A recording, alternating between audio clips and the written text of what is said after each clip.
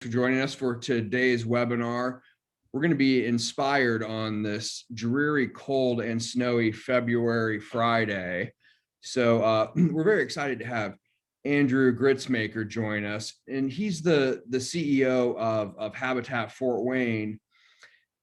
And we may get into his role there, but we're going to talk about a fascinating journey that Andrew took essentially across the continental US of A. He via bike rode 4,200 miles from Oregon to Virginia.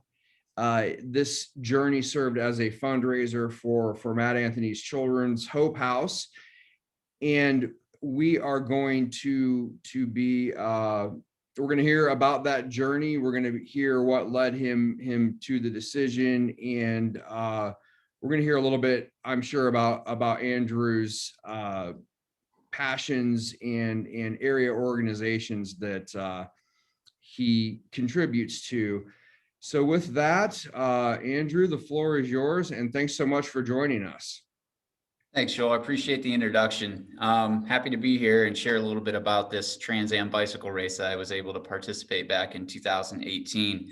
When I graduated college in 2008, I had planned on doing this as a just kind of personal endeavor, take some time away and take a leisurely bike ride across the country. And most individuals that ride coast to coast are going to give themselves around 3 months to get it done.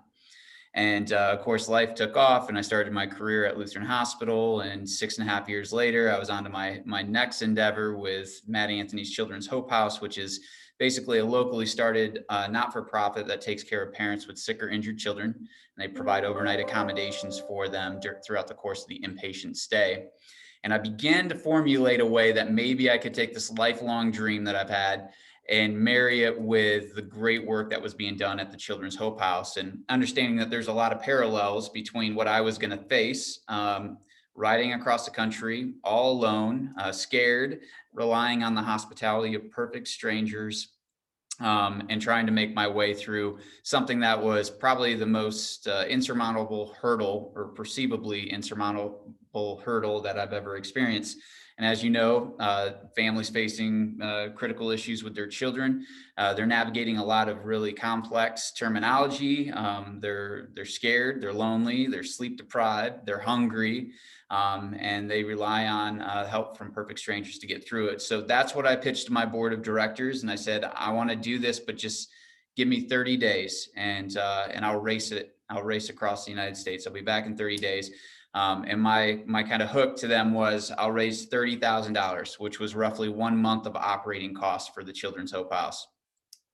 And I said, if that's not good enough, I'll use all my vacation and I'll pay for it myself. And so the board of directors said, go ahead, take off. And I found the Trans Am bike race, which is 4,200 miles, 10 states. Self-supported. You get a route map and a GPS that pings every couple of minutes to make sure that you're staying on course and you're not cheating. You're not throwing your bike in the back of a pickup truck or anything like that. And pretty much you're on your own. So if your bike breaks down, if you have a major failure of some sort, you are on your own. And you got to make sure that you can fix whatever needs fixed and keep going. Joel, are you seeing the next slide? Did it pop up okay? Great. A little bit about the Trans Am bike race. It was started 7 years ago now. The year I did it in 2018, we had 114 racers. Again, they're all independent. Once you pass the starting line, you are on your own. There are no quote unquote checkpoints. There are no volunteers waiting for you to fill up water bottles and give you food. You are all on your own on that 4,200 mile journey. There were only 48 cyclists that finished that year, and that was the best year ever from a finishing success standpoint. Typically, most racers are going to drop out in the first week, and only half are going to make it across the country. The year I did it, the first place winner, which gets the same thing that the last place finisher gets, absolutely nothing, finished in 16 days. That's averaging 260 miles a day. Now you're climbing over the Rockies. You're going across the plains with whipping winds. You're going to hit the Ozarks and the short, punchy mountains of Kentucky, and then you're going to go back over the Appalachian Mountains when you're done. You're going to climb 160,000 feet cumulatively. It is a very challenging race, and most people won't make it through the Rockies. But to do it in 16 days is a feat of superhuman strength. The last place finisher averaged about 42 miles a day, and it took them 99 days. I was kind of middle of the road. It took me 31 days, 22 hours. I averaged 130 miles a day. My shortest biking day was 50 miles in Yellowstone, and my longest was 237 across Kansas. So one thing to keep you going is, I think, purpose and your reason or your why, as Simon Sinek would share, is the thing that continues to compel you, even when you are faced with challenges, when you're faced with extreme adversity and pain and suffering and all those things. You need a strong why to keep going. And my why was the families at the Children's Hope House. I made this big to do. I went public with it. I was trying to raise money, and I was drawing these parallels about the tough situations our families face at Children's Hope House, and how dare I drop out or tap out as soon as I get a little bit cold, a little bit hungry, a little bit scared. So my why was rock solid, and it really catalyzed and catapulted me to the finish line. I got Sir Thomas Carlyle on here. A man without a purpose is like a ship without a rudder, a waif and nothing, a no man. So that purpose is central to keep the inertia going. I didn't know much about bikes. I'm gonna be honest, I'm not a mechanic. And if I'm in the middle of nowhere and my chain snaps, I need to know how to fix it. So I did a lot of studying. Part of that preparation was meeting with the good folks at Summit City Bicycles. And they basically told me how to prepare, how to fix my bike, what extra parts I should have on it, how to break it down and reassemble it. Because at the end of the day, I was going to pack it up into this nice, tidy little box, and I was going to throw it on an airplane and head out to Portland, Oregon. And I did just that. That was May 29th, 2018. That's my bike folded up and broken down. And that's a shot out of the airplane as I was heading to Portland. What I didn't know at this time is that my bicycle was still on the tarmac at Indianapolis International Airport. So I get there that night with no bike and no place to go. My plan was to rebuild my bike, sleep in the lobby of the airport, and get up and ride 100 miles to the start of the race in Astoria, Oregon, and get there in advance. So I had about 1 or 2 days of time to kind of rest and prepare. This beautiful couple, Vanessa and Dennis, picked me up from the airport. There was a message board on Facebook for Trans Am cyclists, and they just threw it out there. They said, anybody in Portland need a place to stay? Send us a message and we'll come get you. I did that. I didn't have a bike. I didn't know where I was going to go, but I relied on the grace of these perfect strangers. They put me up in their house. I slept on a yoga mat, but it was beautiful. And the next day I got to work trying to find my bike. I found it. They shipped it to me. They overnighted it. And I ended up putting the bike together, and then they hauled me out to Astoria. They even got me a shuttle driver, Raj's shuttle, that took me out, and they were beautiful. I flew Alaskan Airlines. Here's my plug. They're amazing individuals. Look them up for your next trip. Pre-race check-in looks like this. I walked into an old armory in Astoria, Oregon, and all the cyclists had to report. You had to have your bike checked for safety, visibility, and weighed. My bicycle weighed 40 pounds with all the gear that I was going to need for the 32-day trek across the country. And then on the right-hand side there, Nathan, the founder of this race, was up there sharing the importance of safety. You got a lot of these cyclists to get across the country in 16 days. That means you're sleeping probably about 4 hours a night. So you're sleep deprived, but you're on open roads with trucks passing by you and distracted drivers and the whole thing. Unfortunately, in 2017, one of the Trans Am racers was hit and killed in Kansas, Eric Fishman. So there was this heaviness in the armory that day about talking about safety and really the high price that some of us might have to pay by embarking on this dream of ours. June 2nd, this is the starting line. There is nothing fancy about it. You line up, there's no crowds. Thomas Camaro is the gentleman in the green shirt and the yellow hat. He's a legend in the ultra cycling community. That is a Dixie cup full of champagne. And how he started us is, here's to all you rookies, you're rookies no more. And he drank his champagne, slugged it back, and we were off and going across the country. Heading down the coast of Oregon, just some of the most amazing sights. I stopped a couple times that day. I'm not a hyper emotional guy, and just wept because it was so beautiful. The magnitude of what I was embarking on, just the expectations and the hopefulness was almost too much to bear. One of the cyclists I picked up early on was a gentleman from Germany by way of Hong Kong named Tim Kremer. He finished in 24 days.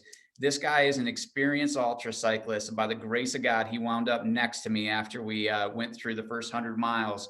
And he would lay the foundation for getting me to the finish line. And he didn't even know it. He taught me how to take care of myself every day, what to keep clean, how to take care of saddle sores, how to rinse out bottles so you don't get mold in them, when to recharge your batteries, how to make sure that you have enough food. Just taught me everything in these long early days of the bike ride. Next day, 165 miles to the first big pass, Mackenzie Pass. There was still snow up there on both sides. Again, this is June. 5,000 feet of climbing that day. It was gorgeous. June 4th, day 3, I biked 200 miles. I climbed 10,000 feet. It was the most I've ever ridden in a single day, and by far the most I've ever climbed cumulatively. I was absolutely depleted, but I got back up the next day on June 5th and I did 165 miles, 709 miles in 4 days. And at this point, my body starts to break down, excruciating knee pain, debilitating. And on the next day, I separate with Tim and I start slowing my pace, just trying to take care of my body. I ended up making it 100 miles into Idaho. And then the next day, another 112, and I'm in Montana. I hit Lolo Hot Springs, and I am really, really just crushed.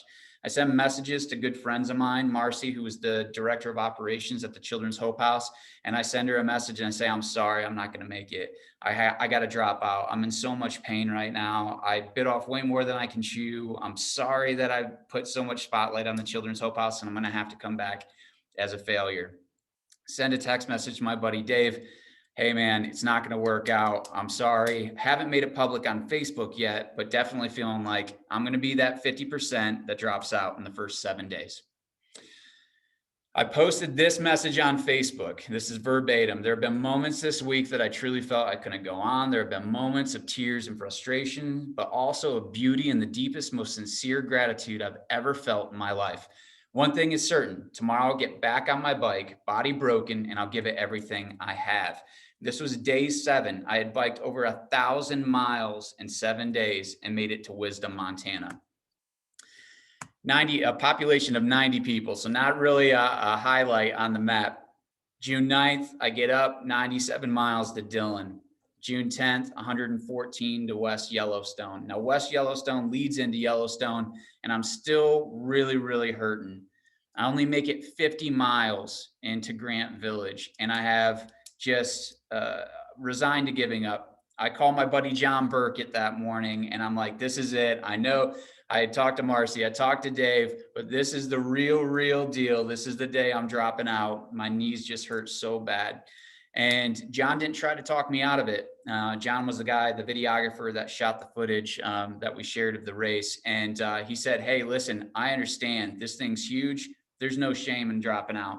He said, but you're so close to the Tetons. If you can get from Grant Bay or Grant Village to Coulter Bay, he's like, you're going to get to see the most beautiful mountain range in the country. So I got back on that bike that day, and John knew better than I knew myself that as long as I just took that first pedal stroke, I was going to keep going. And that's what I did. I made it 105 miles that day.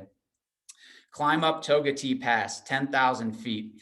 There's other cyclists coming the other way, and we meet at the top, and there's this big log cabin inn up there.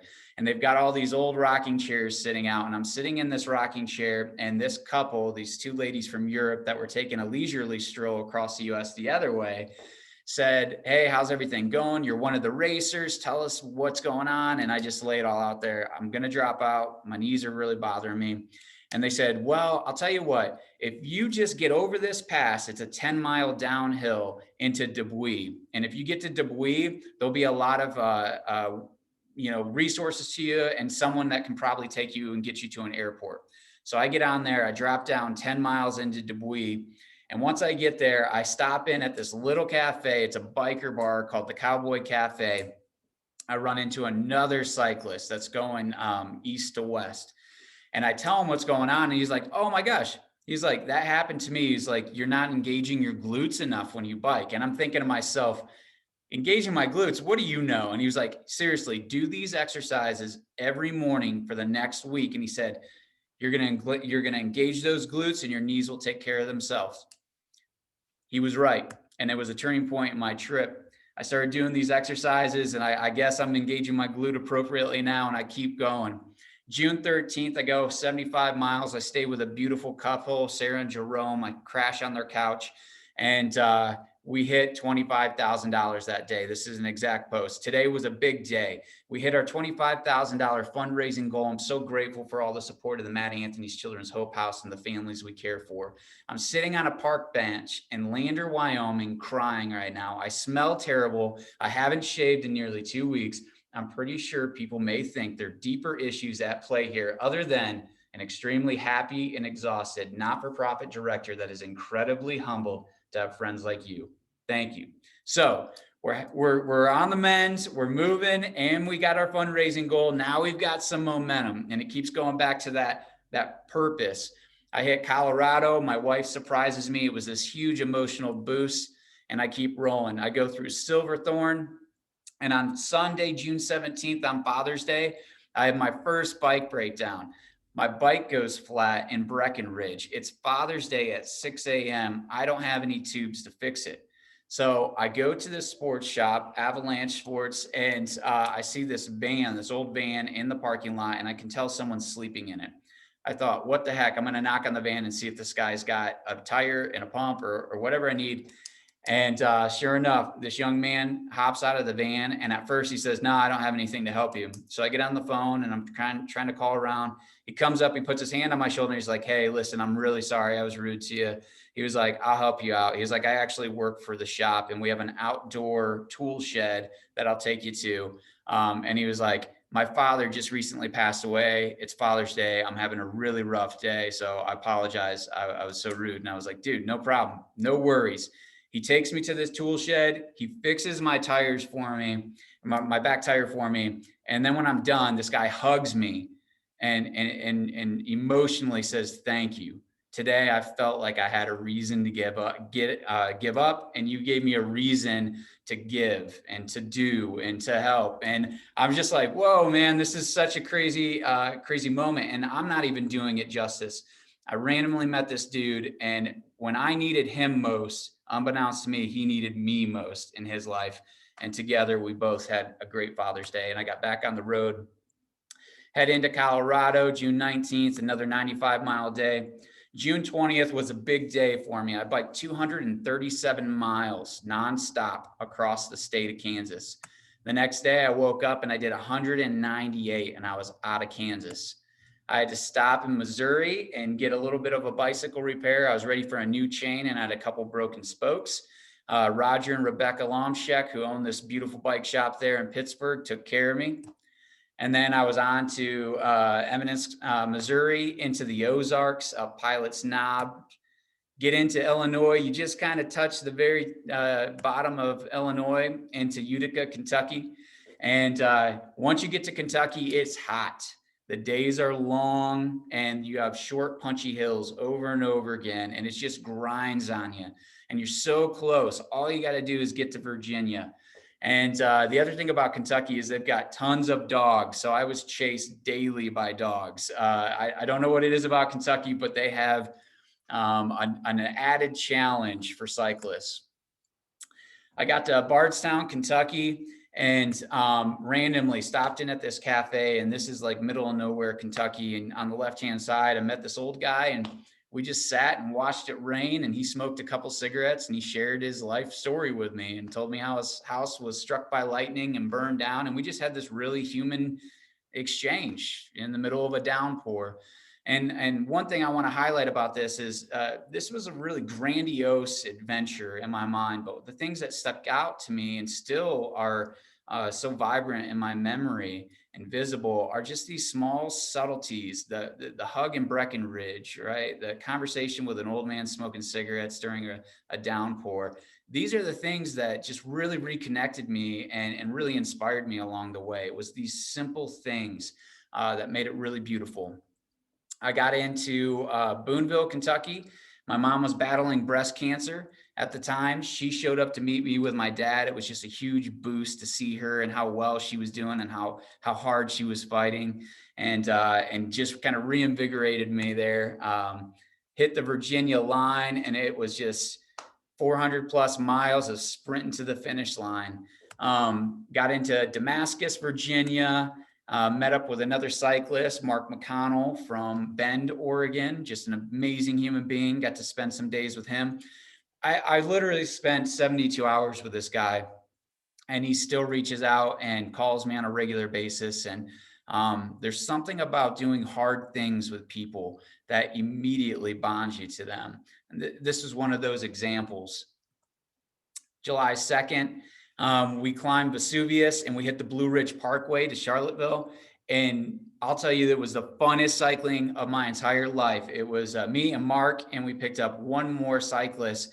And it was 3 a.m. and we were flying down the Blue Ridge Parkway. And I don't know if you've ever done the Parkway, but especially at night, it is pitch black and you are just flying. And it was the most fun, and it was so terrifying at the same time. And we got in to Charlottesville, and my wife had pizza waiting for us at 4 a.m. Now, it had been cold for 4+ hours, but it was the best pizza that any of us had. We took off our kits. My wife washed them while we slept. And then we got up at 7 a.m., 8 a.m. the next day, and we got back on the bike, and we were all just on a mission at that point. And then finally, I put July 3rd and July 4th together because it was a blur. I slept 4 hours in that time frame, and wound up finishing on the 4th of July in Yorktown, which there's a huge 4th of July celebration. It's the site of a major, significant battle in U.S. history, and it was incredible. We finished just after sunrise, and that's a shot of me sitting on the monument and just kind of taking it all in, and just really in utter disbelief that I just made it across the country. 61 finished that year. As I shared, 114 started. We ended up raising $28,000 for the Children's Hope House. And of course, a lot of people helped me get across the country. My beautiful wife, Jennifer Jordan, my parents, Haley and Marcy, who held down the Children's Hope House while I was gone for 32 days. Tons of sponsors here locally that made this possible, that gave graciously and generously. And then I do want to highlight that unfortunately during the course of this bike ride, 2 cyclists were hit and killed again in 2018. John Egbers was hit in Kansas. And then about 5 miles away from where he was hit, another cyclist about 2 weeks later was hit, TC. And both of them eventually succumbed to their injuries. So I don't take this lightly. I know it was an amazing journey, and it was an adventure of a lifetime, but not everybody made it. And these guys, I can tell you, just like all the rest of the cyclists, they trained appropriately. They prepared diligently. As you can see, TC wearing high visibility gear. And at the end of the day, through no fault of their own, they were tragically cut down. So that is my Trans Am story. And I would love to open it up here quick. I know that we're running short on time, but if there's any questions or comments, I'd be happy to answer. Oh, Andrew, boy, I really enjoyed hearing that. I have a few questions here for you, if you'll bear with me. What a journey. I mean, it's the serendipity along the way is just fascinating to me. So I don't know, I guess coming into this talk, I don't know why, but I thought you were a cyclist before.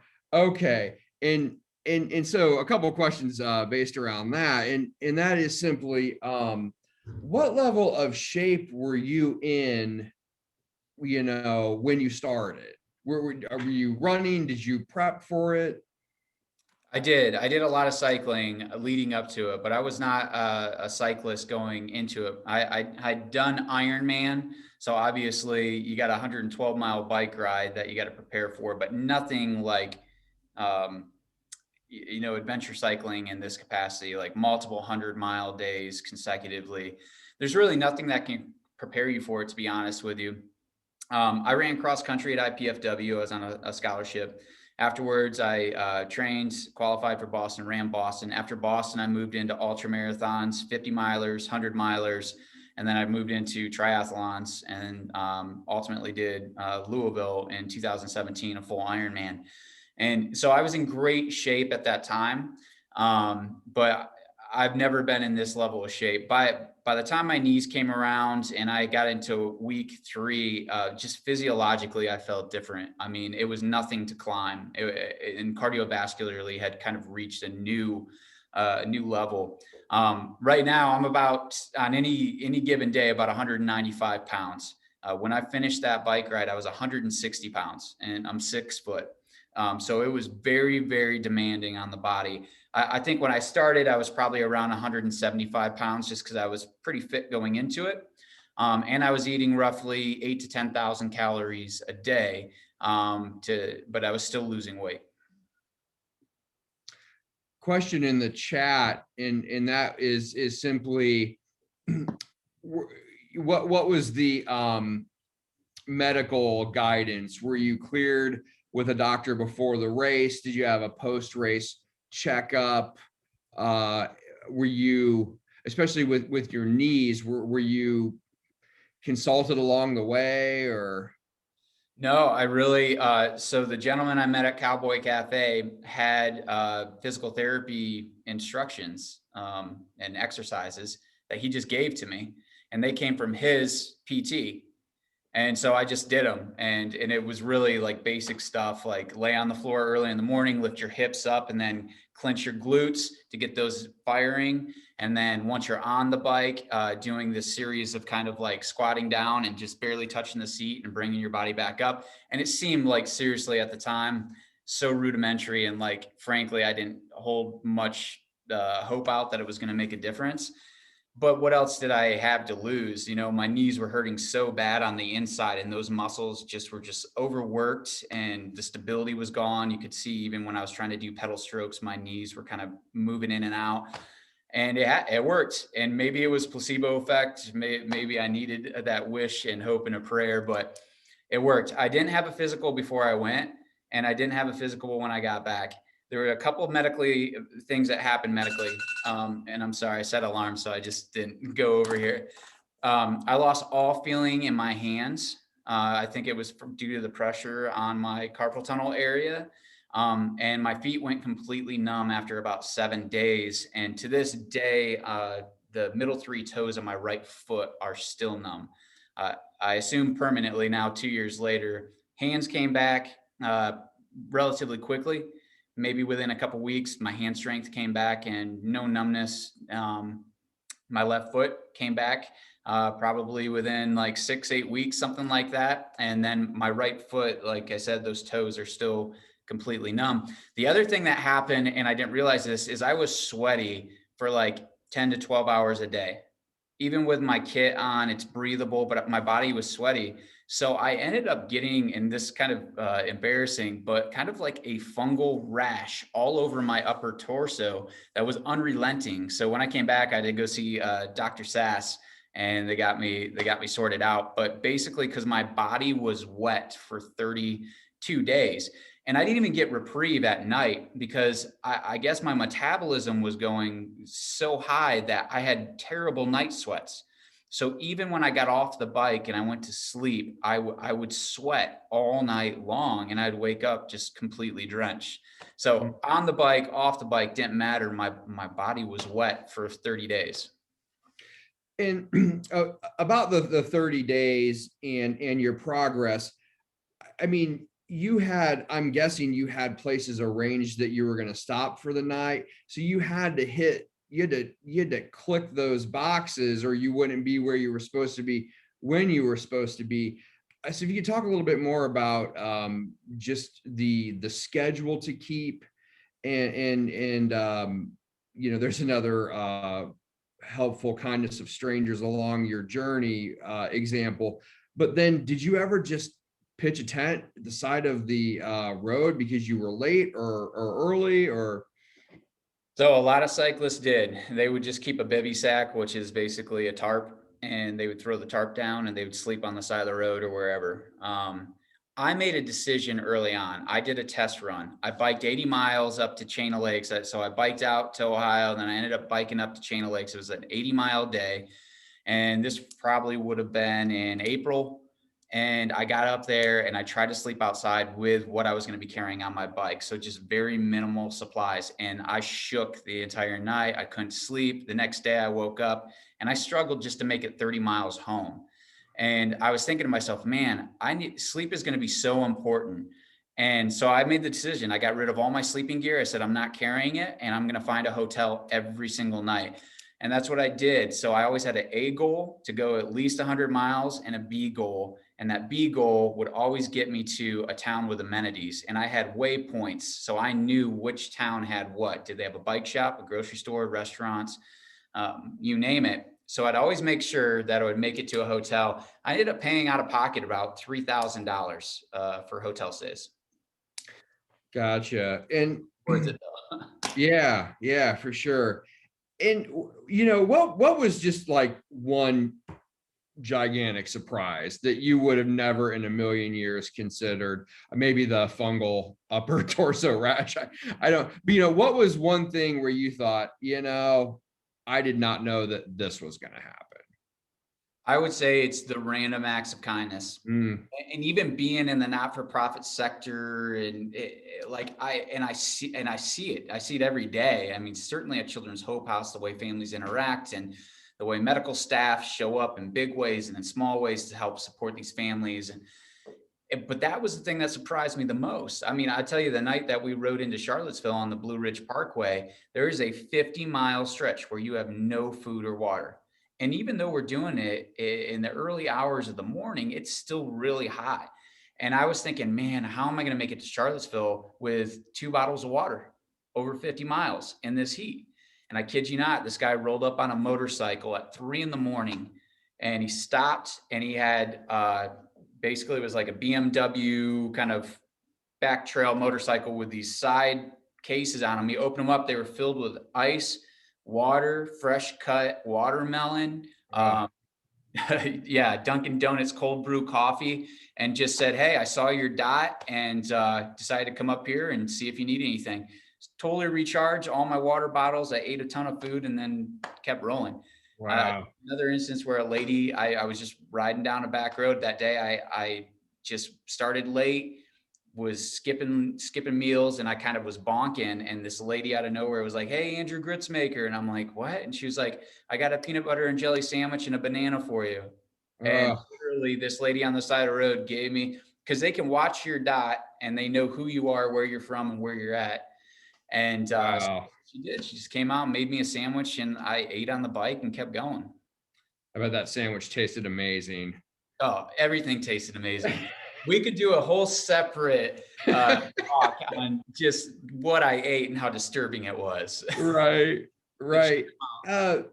You shared the tragic story about the cyclist, one in 17 and two in 18 that were hit and killed. And I noticed your flashing beacon on the front of your bike, sort of a strobe light.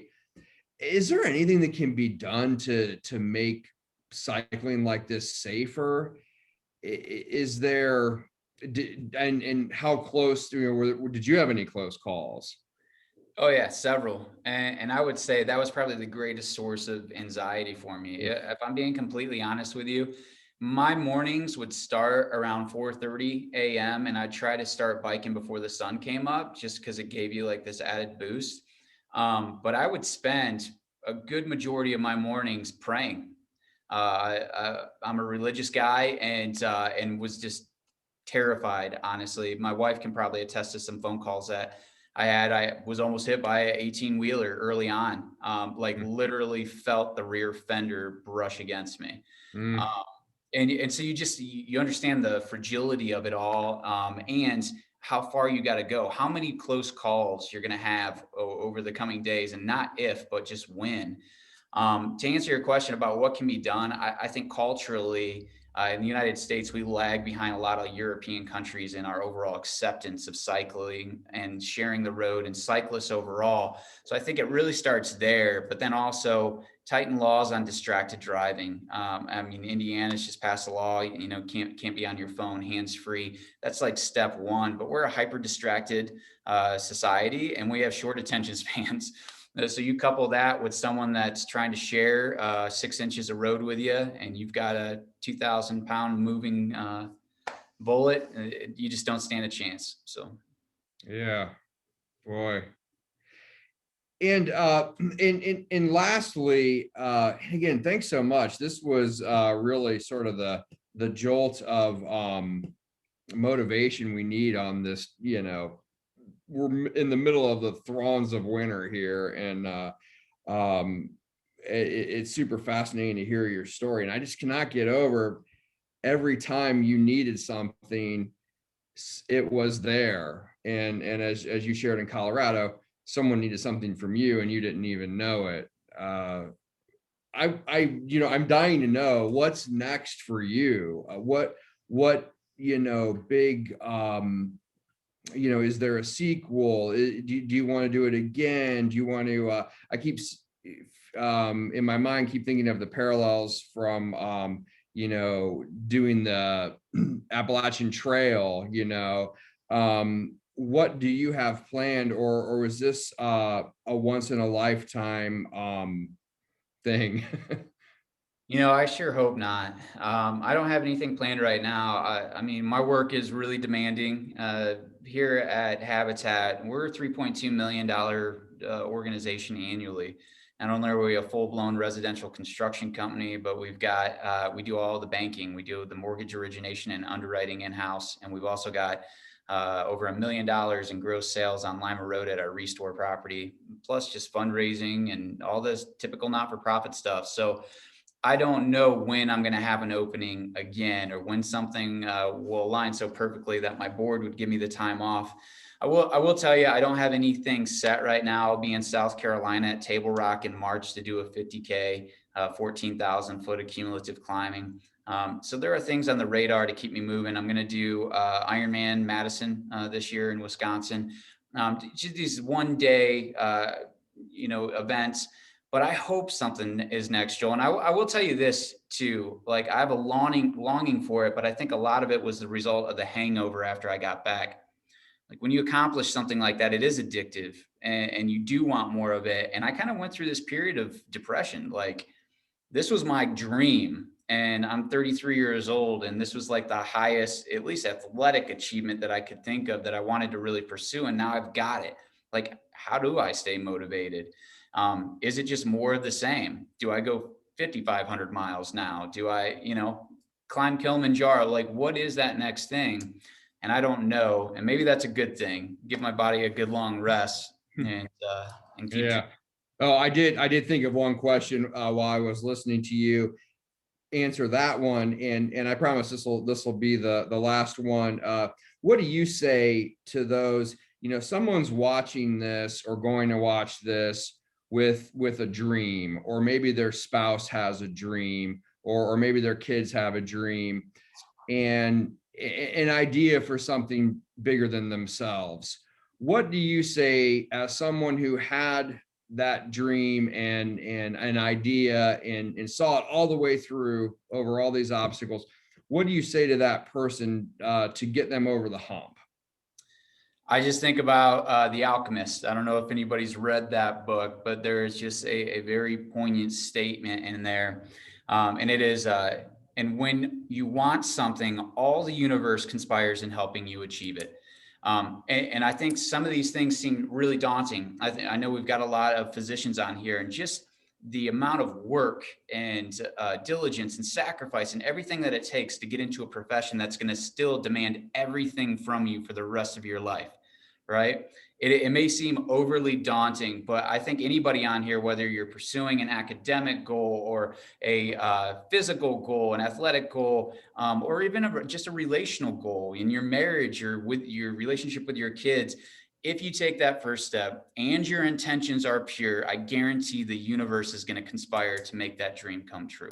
I guarantee it. I got a front row seat to it for 32 days in June of 2018.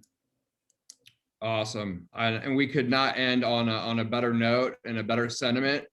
So Andrew, I thank you very much. We may have some questions arise as folks watch this on YouTube. So if you don't mind terribly, I'll forward those to you via email. But thanks for refilling our tanks this Friday, and thanks for your time. We appreciate it. Pleasure. Such a pleasure. Thanks for the opportunity.